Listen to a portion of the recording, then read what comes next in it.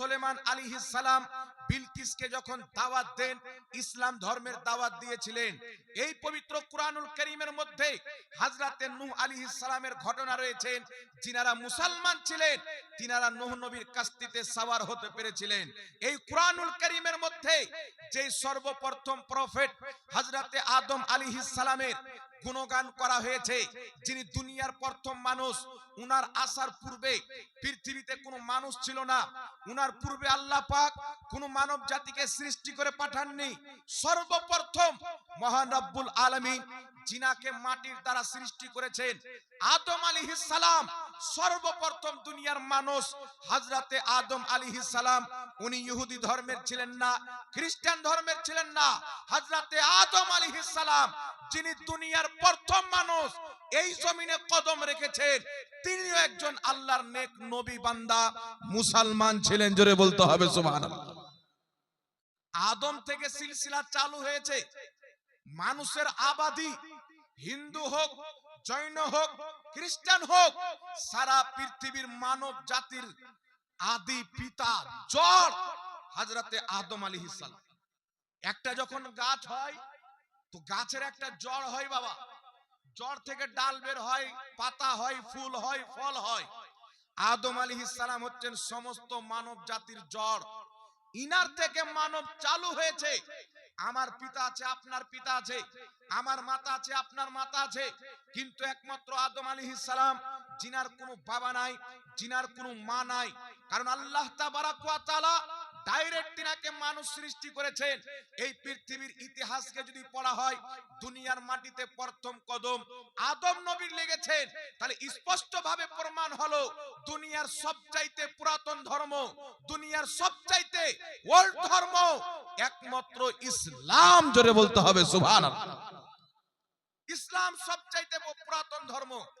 এই জন্য যে দুনিয়াতে যে মানুষকে আল্লাহ পাঠিয়েছিলেন ইসলামের জন্য পাঠিয়েছিলেন, যাকে আমরা আদম আলাইহিস সালাম বলে জানি, যিনাকে আমরা আদম পয়গম্বর বলে জানি, মানব জাতির আদি পিতা বলে জানি।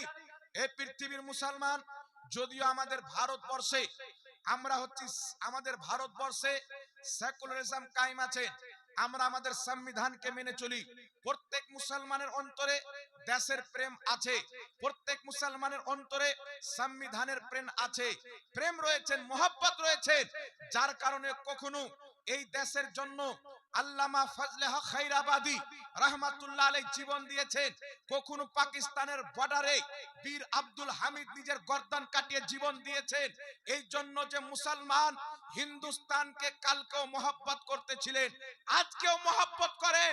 কেন? হিন্দুস্তান শুধু আমাদের দেশ নয়, আমাদের আদি পিতা, দুনিয়ার প্রথম মানুষ আদম আলাইহিস সালাম যখন পৃথিবীতে কদম রেখেছিলেন, ওটা আরবের মাটিতে নয়, ওই কদম ছিল ভারতের মাটিতে। জোরে বল সুবহানাল্লাহ।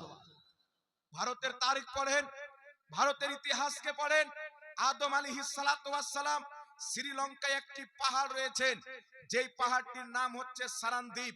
ওই সময়তে শ্রীলঙ্কা ভারতের অন্তর্ভুক্ত ছিল, ওই সময়তে পাকিস্তান ভারত ছিল, ওই সময়তে বাংলাদেশ ভারত ছিল, ওই সময়তে মিয়ানমারের অনেক অংশ ভারত ছিল, আফগানিস্তানের কিছুটা ভারত ছিল, আপনার নেপাল পর্যন্ত ভারত ছিল। ওই সময়তে হযরতে আদম আলাইহিস সালাম দুনিয়াতে আল্লাহ পাক জান্নাত থেকে তিনাকে যখন অবতীর্ণ করলেন, তো পৃথিবীর অন্য জায়গাতে নয়।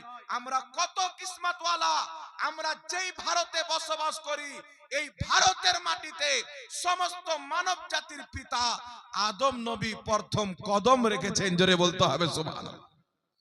তাই ভারতকে আমাদের বাবার জমি বলতে পারেন, অসুবিধা নাই। ভারতকে আমাদের বাবার জমি বলতে পারেন। আর বাবার জমির ওয়ারিশ হবে সন্তান। বাপ যদি মারা যায়, জমির ভাগ সন্তান পাবে, ঠিক না বেঠিক? এই জোরে বলেন। তো আমরা হচ্ছে আদম আলাইহিস সালামের ওয়ারিশ। তো আমাদের ভারত, আমাদের বাপ দাদার ভারত, সকলের তিনি পিতা। এই ভারতের মাটি হচ্ছে একটি বাগান, বিভিন্ন ধর্মের লোক এই ভারতের হচ্ছে ফুল। এই জন্য আল্লাহ তাবারাক ওয়া তাআলা পবিত্র কুরআনুল কারীমের মধ্যে বলেছেন, লাকুম দীনুকুম ওয়ালিয়া দীন, তোমরা তোমাদের ইবাদত করো, আমরা আমাদের ইবাদত করব, তোমরা তোমাদের ধর্মে চলো, আমরা আমাদের ধর্মে চলবো। আমরা এক আল্লাহকে মানি, এক আল্লাহকে মানবো। এই ভারতের মাটিতে সবাই আপনা আপনা ধর্ম পালন করবে, তেবি এক এই ভারতের সংবিধান সবাইকে আজাদি দিয়েছেন, তাই কেউ কারোর ধর্মের উপরে আঙ্গুল তুলবে না, আঙ্গুল তুলবে না। এখন আপনাকে বলতে চাই বিরাদির ইসলাম, আমরা হচ্ছি মুসলমান। এই ভারতের মাটিতে দীর্ঘ বছর পর্যন্ত এককালীন আমরাও রাজ করেছি। এই জোরে বলেন, করেছি কি করিনি? মুসলমানদেরও রাজত্ব ছিল। আওরঙ্গজেব বাদশাহ মুসলমান, আকবর বাদশাহ মুসলমান, তারপরে চলে আসেন বাবর বাদশাহ মুসলমান, শাহজাহান বাদশাহ মুসলমান। মুসলমানও এই দেশে রাজ করেছেন, ইংরেজরাও এই দেশে রাজ করেছেন। তবে ইংরেজরা মানুষকে গোলাম বানিয়েছিল, আর মুসলমান যখন রাজ করছিল মানুষকে আজাদি দিয়েছিল, সবাই আপন আপন মনেই চলাফেরা করতেছিল। এই জন্য বিরাদর ইসলাম আপনাকে বলতে চাই, ইসলাম হচ্ছে আমাদের ধর্ম, আমাদের ধর্ম হচ্ছে শান্তির ধর্ম। ইসলামকে ফলো করে চলতে হবে। যারা মুসলমান হবে এই দুনিয়াতে, যারা কুফার ও মুশরিক, যিনারা অমুসলিম, আল্লাহ তাবারাক ওয়া তাআলার হাবিব বলেন দুনিয়া হচ্ছে কাফিরদের জন্য জান্নাত, মুমিনদের জন্য জেলখানা। দুনিয়া মুসলমানদের জন্য জেলখানা, ওয়া জান্নাতুল লিল কাফিরিন, আর কাফিরদের জন্য জান্নাত। তাদের জন্য জান্নাত, আমাদের জন্য জেলখানা কেন? আল্লাহ তো বলছেন জমিন আসমানকে আমি মুমিনদের জন্য তৈরি করেছি। তো যেহেতু জমিন আল্লাহ তুমি আমাদের জন্য তৈরি করেছো, তাহলে জান্নাত তো আমাদের দুনিয়া হওয়া উচিত ছিল। কিন্তু জান্নাত কাফিরদের, মুমিনদের জেলখানা কেন? এই পয়েন্ট আমাদেরকে বুঝতে হবে। আজ মুসলমান এই পয়েন্টটুকু বুঝতে পারেনি, যার কারণে দারু পান করছে মুসলমান, শরাব পান করছে মুসলমান, লটারি কাটতে গিয়েছে মুসলমান, জিনায় লিপ্ত হচ্ছে মুসলমান, নামাজ ছেড়ে দিচ্ছে মুসলমান। এই পয়েন্ট আজ থেকে 1450 বছর পূর্বে কমবেশ আমার আপনার হাবিব সাল্লাল্লাহু আলাইহি ওয়াসাল্লাম আল্লাহ পাকের মাহবুব দিয়েছেন দুনিয়া কাফিরদের জন্য জান্নাত, মুমিনদের জন্য জেলখানা। একজন কাফির চাইবে দারু পান করবে, একজন কাফির চাইবে জিনাতে লিপ্ত হয়ে যাবে, একজন কাফির চাইবে হারাম কাজ করতে পারবে, একজন কাফির চাইবে সুদ খেতে পারবে, জুয়া খেলতে পারবে, লটারি কাটতে পারবে। তার ধর্ম তাকে আজাদ রেখেছে। কিন্তু যারা মুসলমান হবে, যখন আপনি আল্লাহকে এক মেনে নিলেন, ওয়াহদাহু লা শারিক মেনে নিলেন, একমাত্র আল্লাহকে নিজের মাবুদ মানলেন, ইবাদতের যোগ্য মনে করলেন, আল্লাহর রাসূলকে আখেরি নবী মানলেন, আপনার প্রতি আল্লাহর কোরআনের আইন লাগু হয়ে গেল, হাদিসের আইন লাগু হয়ে গেল।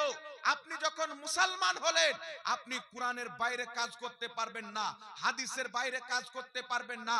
এই জন্য যখন দুনিয়াতে কোনো ব্যক্তি ইসলাম ধর্ম কবুল করে, ওই ব্যক্তি কোরআন এবং হাদিসের আইনের জেলের মধ্যে বন্দী হয়ে যায়। কোরআন এবং হাদিসের আইনের জেলে আমরা বন্দী। এটা হচ্ছে আমাদের জন্য জেলখানা, কাফিরদের জন্য জান্নাত। আমরা চাইলে ইচ্ছা করলেও দারু পান করতে পারবো না, আমাদের ইচ্ছা করলেও লটারি কাটতে পারবো না, আমাদের ইচ্ছা করলেও জুয়া খেলতে পারবো না, আমাদের ইচ্ছা করলেও শুয়ারের মাংস খেতে পারবো না, আমাদের ইচ্ছা করলেও নামাজ ছাড়তে পারবো না, আমাদের ইচ্ছা করলেও রোজা ছাড়তে পারবো না। কারণ আমাদেরকে চোখ দিয়েছেন আল্লাহ, এই চোখের প্রতি আল্লাহর ইহসান। ব্রেন দিয়েছেন আল্লাহ, এই ব্রেনের প্রতি আল্লাহর ইহসান।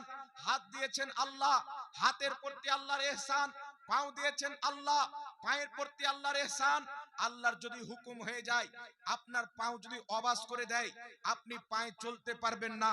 আল্লাহর যদি হুকুম হয়ে যায়, চোখের জ্যোতি যদি আল্লাহ কেড়ে নেয়, আপনি নিজের চোখে দেখতে পারবেন না। আল্লাহ যদি আপনার ব্রেনকে কেড়ে নেয়, আপনি পাগল হয়ে যাবেন, পিতামাতাকে চিনতে পারবেন না। আপনার যদি আল্লাহ পাক কিডনি নষ্ট করে দেয়, আপনার মারা যাওয়ার সম্ভাবনা রয়েছে।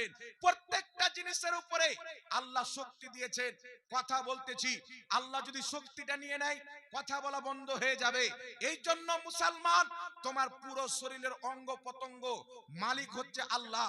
হাত তোমার, তোমার হাতের মালিক হচ্ছে আল্লাহ, চোখ তোমার চোখের মালিক হচ্ছে আল্লাহ, ব্রেন তোমার ব্রেনের মালিক হচ্ছে আল্লাহ, পাও তোমার পায়ের মালিক হচ্ছে আল্লাহ, কলিজা তোমার কলিজার মালিক হচ্ছে আল্লাহ, মাংস তোমার মাংসর মালিক হচ্ছে আল্লাহ, রক্ত তোমার তোমার রক্তের মালিক হচ্ছে আল্লাহ।